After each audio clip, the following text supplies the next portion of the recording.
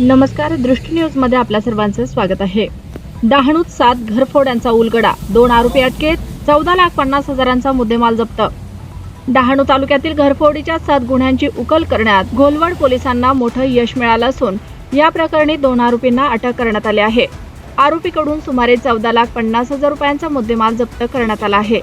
या प्रकरणी मार्च 2026 रोजी भारतीय न्याय संहिता अंतर्गत घोलवड पोलीस ठाण्यात गुन्हा दाखल करण्यात आला होता। बोर्डी येथील सतीश बर्वे यांच्या बंद घरात 25 ते 26 मार्च 2026 दरम्यान अज्ञात चोरट्यांनी खिडकीचे लोखंडी ग्रिल तोडून प्रवेश केला होता। घरातील कपाटे फोडून सोने चांदीची नाणी व रोख रक्कम असा एकूण 1,99,000 रुपयांचा ऐवज चोरून नेण्यात आला होता। घरफोडीच्या वाढत्या घटनांचे गांभीर्य लक्षात घेऊन पोलीस अधीक्षक यतीश देशमुख यांच्या मार्गदर्शनाखाली विशेष तपास पथके तयार करण्यात आली। घोलवड पोलिसांनी गोपनीय माहिती आणि तांत्रिक तपासाच्या आधारे हसमत अली ताहिर शेख वय वर्ष 33 व अनवर अली ताहिर शेख वय वर्ष 41 या दोघांना अटक केली।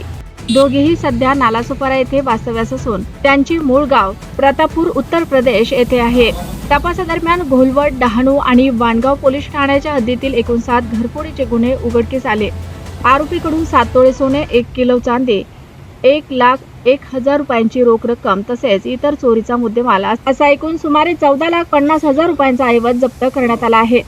या गुन्ह्याचा पुढील तपास पोलीस उपनिरीक्षक परमेश्वर जाधव हे करत आहेत। ही कारवाई पोलीस अधीक्षक यतीश देशमुख, अप्पर पोलीस अधीक्षक विनायक नरळे आणि डहाणू उपविभागीय पोलीस अधिकारी अंकिता कंसे यांच्या मार्गदर्शनाखाली घोलवड पोलीस ठाण्याचे सहाय्यक पोलीस निरीक्षक संदीप कहाळे यांच्या नेतृत्वाखाली पथकाने केले।